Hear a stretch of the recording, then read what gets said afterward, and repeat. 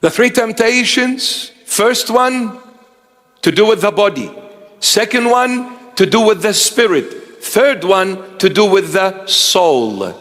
If you are the Son of God, say to these stones to be bread. That's to do with the body. And what is the attack against the body? Lust. Lust. And what is the cure the Lord is providing for the temptation of the body? Fasting. Fasting is the medication to overcome lust. Why? Because when you fast, you are weakening the body. You are breaking the body. When you are broken in the body, you're not gonna go downtown anymore, baby. Imagine this. When we're healthy and wealthy, we can do anything and everything. We can go anywhere we wish because I have the health and I have the wealth. But imagine an illness comes and breaks me down and I am bedridden. Are you gonna go to those places that you were going before? No. Are you going to talk the way you spoke before? No. What are you going to say?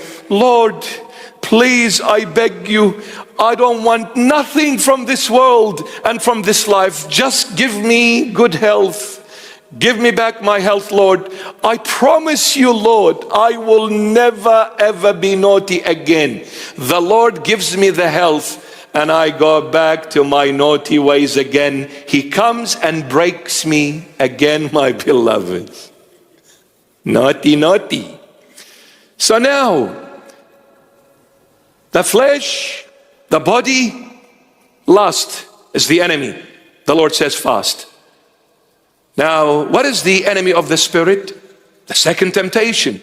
He took him up on the pinnacle of the temple, a high place. When someone stands on a high place, they feel good about themselves. Whoa, everybody's looking up to me. Everybody is focusing on me. I am the center of attention. Wow, I am someone special. My head becomes a big hot air balloon. False pride. Pride is the enemy of the spirit. And what is the cure for the pride? Prayer. The Lord says, pray to overcome the pride of the spirit.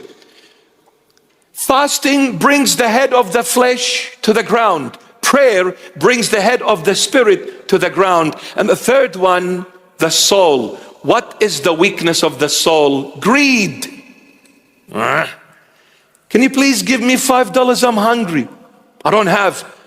This person has millions. Not a cent out of that person comes. Greed attacks the soul. Poor soul lives, dwells in wealth and possessions. Loves wealth, loves possession. This is my house. This is my car. This is my money. This is my throne. And nobody touches it. I am the bishop in charge. And whatever I say goes. Relax, soul. Nothing is yours. When death comes, death will take away everything you think you've ever had. Nothing is yours. Give. Cheerful is the hand that gives. Cheerful is the hand that gives. Why are you afraid? Why are you so greedy? It's not yours. You have billions in the bank account. Well, when are you going to eat it all? When you go out to have breakfast, lunch and dinner, how much are you going to eat? When you want to travel, how much are you going to travel? How long are you going to be traveling? You got this Ferrari and that Lamborghini and this Mercedes Benz and that Rolls Royce and whatever. And you've got mansions and properties and everything. And when I sit at home alone, I look at myself and there is a big emptiness, void from within. I had fun to the fullest, but at the end I am empty. You know why? Because you enjoyed life outside of the Creator, and His name is Jesus Christ of Nazareth. The only one that fills you up from within, the only one that gives you the virtue of contentment is God.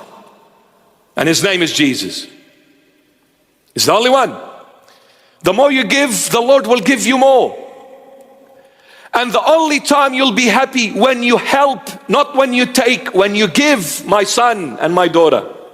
That is the only time you enjoy true happiness. Why? Because you are imitating your Christ on earth. And the only happiness that you will ever receive that is absolutely genuine is when you put a smile on the Lord's face. He'll make sure that you are happy. When you make him happy, he'll make you happy. And as the simple English saying goes, what goes around comes around.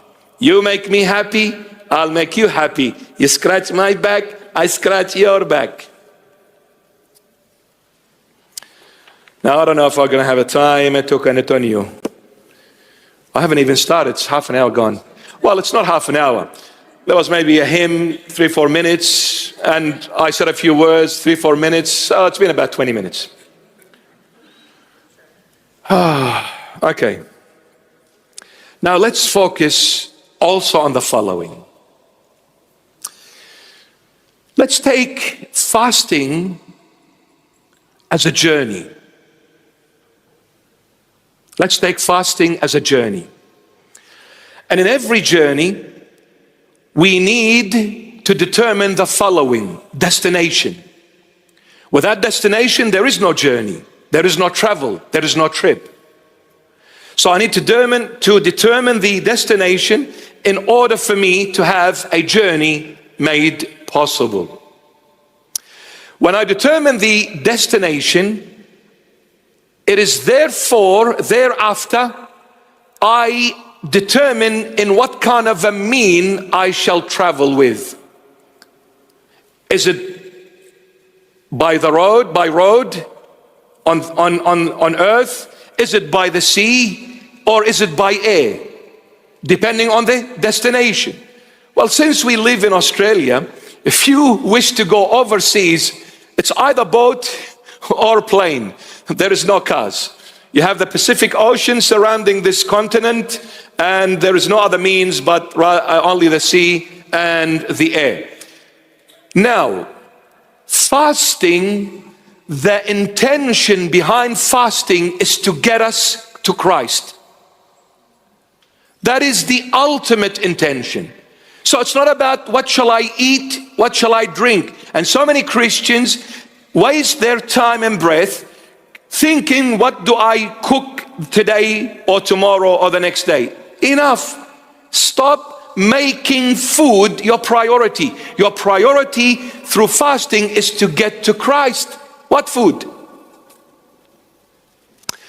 So now, since I need to get to Christ, I need to climb up.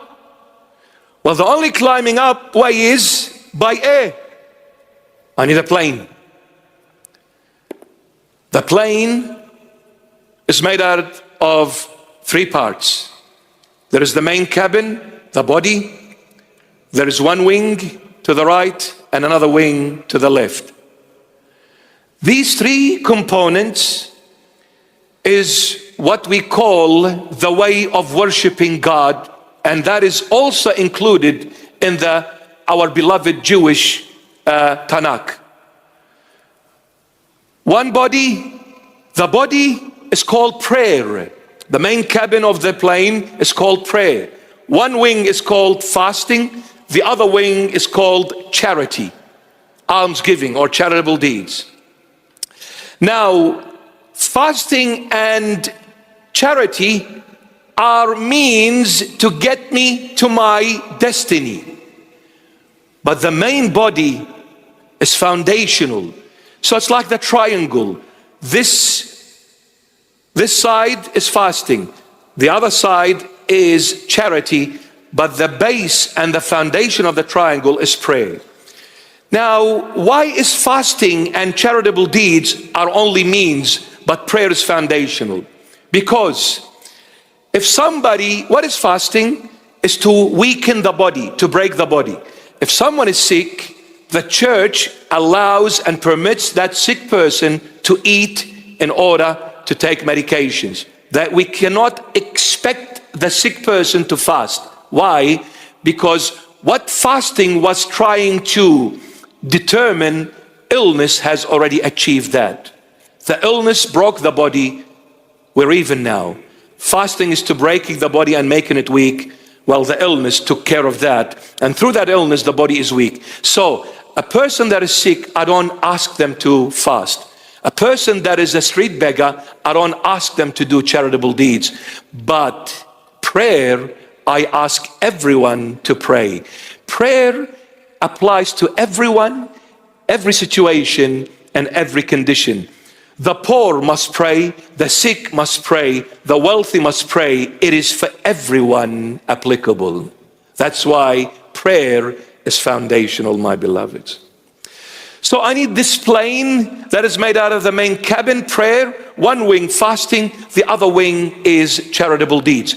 Now, when I sit in this plane of prayer, fasting, and charity, I'm cruising now to this high altitude, getting closer to Christ. That is the beginning of the Great Lent.